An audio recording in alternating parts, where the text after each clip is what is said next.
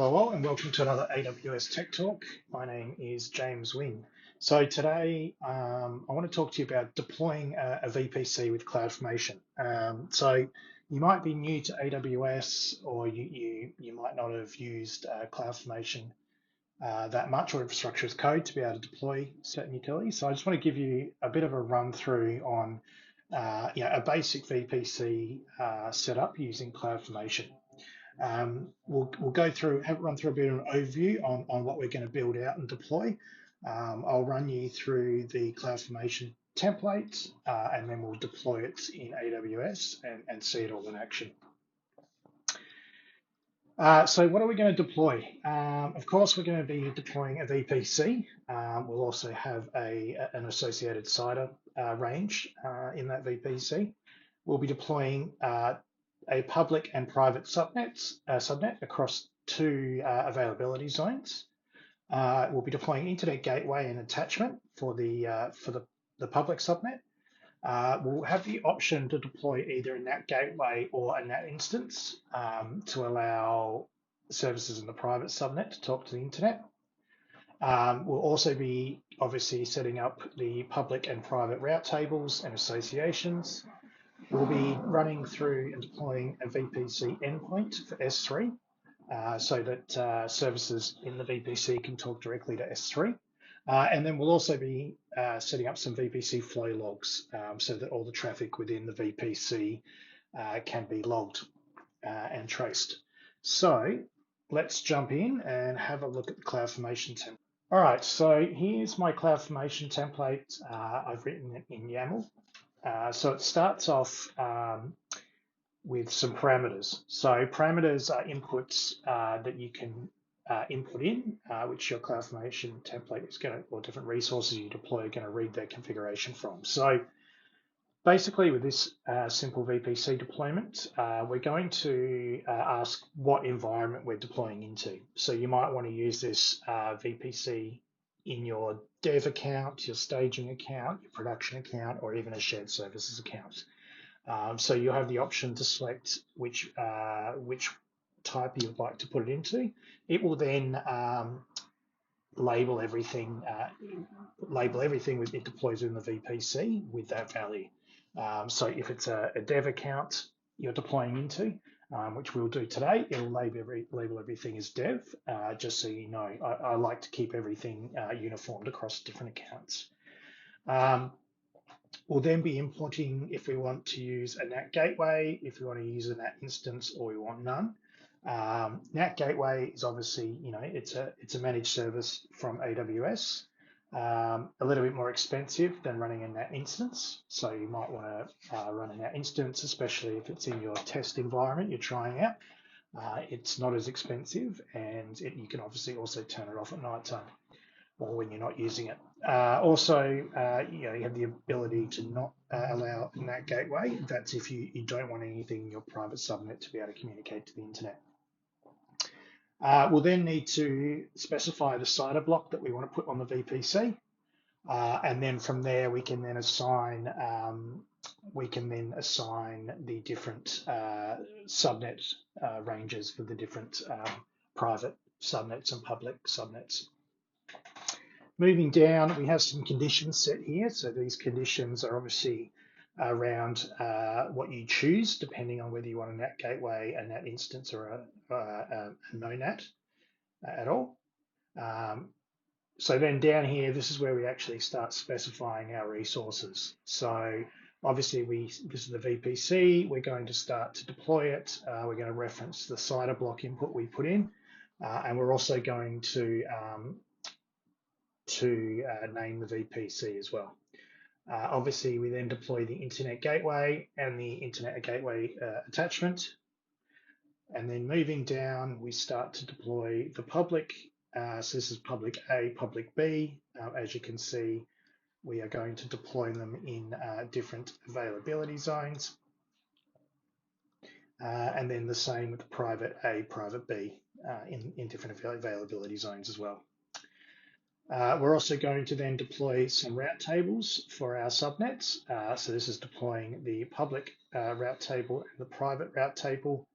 We're then using defining the public route or the default route for each of these tables, whether it goes through the internet gateway or the NAT instance or gateway.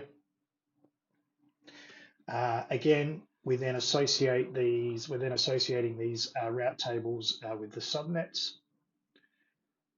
So that ties all that together. Then down here, if you specify a NAT instance or NAT gateway, this is where it deploys this. So this is obviously building out the NAT gateway and associating Elastic IP to it. Down here, you can also specify a NAT instance. This builds out, if you're using a NAT instance, this builds out the security group that will get assigned to the NAT instance, and so on. Then down here, we're now deploying a VPC endpoint to allow direct communication between your VPC and S3.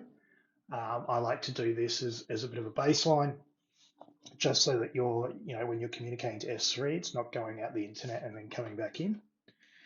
And then another baseline or default that I like to deploy is obviously your VPC flow logs. So, setting up your VPC flow logs and creating a role and policies to allow that to log.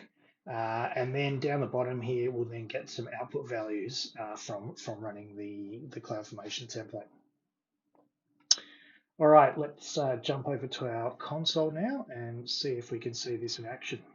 Yeah, in our AWS console. Let's go to VPC first and have a quick look in here. So in here, once it loads, we should see we've only got one VPC with 3 subnets, 1 route table, 1 internet gateway. You'll find that this is the default VPC that AWS deploys for you when you set up your account. So what we want to do is we're going to deploy our own VPC using CloudFormation and the template that I showed you before. So we want to go to CloudFormation. Oops. There it is. All right, so we don't have any stacks deployed at the moment, so we want to create a stack.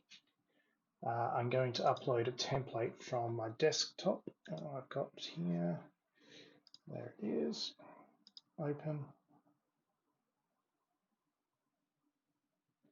All right, great, that's loaded. Let's go next. Okay, so we'll give the stack a name. We'll just call it demo VPC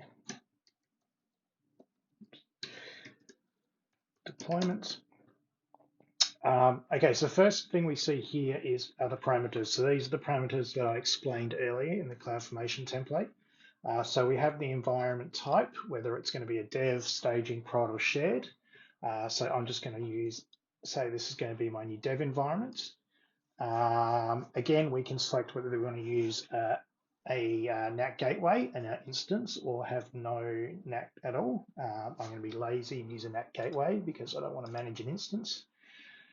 We've got our CIDR block range down here, which is 10.0.0.0/16. That's fine for the demo, and I'll keep these subnets for each private and public subnet the same. We'll give it a VPC name. So let's call it demo.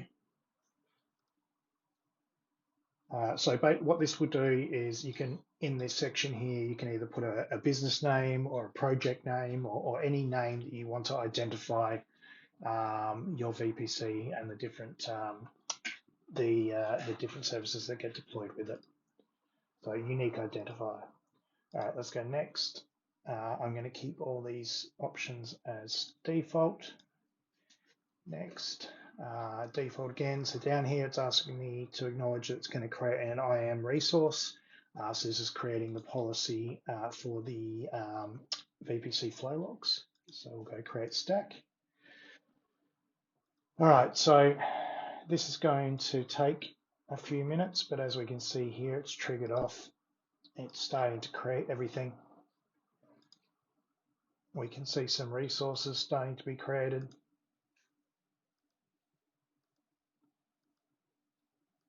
As we can see, it's starting to kick it all off here, creating in progress, creating in progress.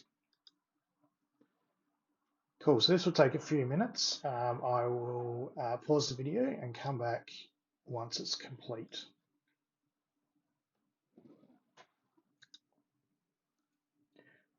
Okay, and we're back, and as we can see, our deployment is now finished. The stack is created complete successfully. So if we jump in and have a look, we can see that it's run through a lot of its events. If we look at the resource, this is going to show us all the resources it's deployed. We've got route tables, we've got the VPC endpoints, the flow logs, elastic IPs, route table associations, and then here we have some outputs that were specified in our template. So now if we jump back to services, if we jump back into the VPC console, we can now see that we have 2 VPCs, 7 subnets, 4 route tables. So it's obviously gone and deployed a few things.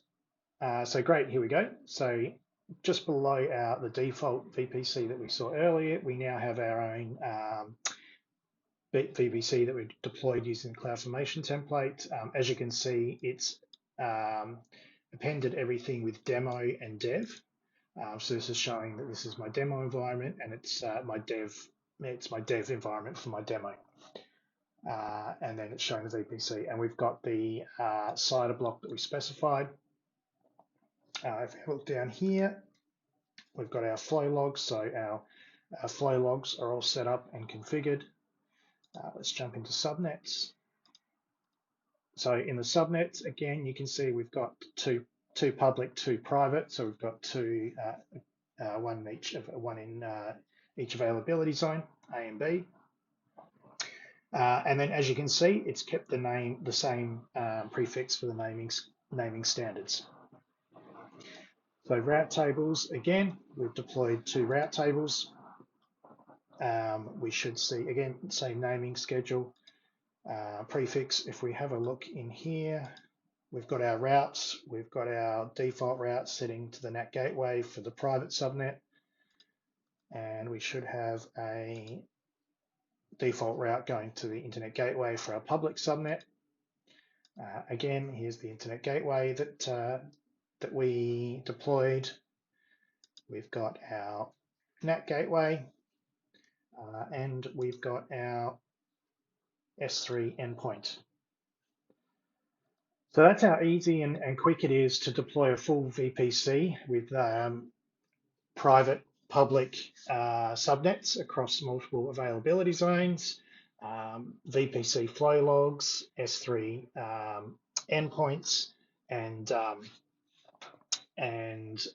elastic IPs, NAT gateways, and the whole works. So that really shows you the power of infrastructure as code and being able to use CloudFormation to deploy a basic VPC in your environment.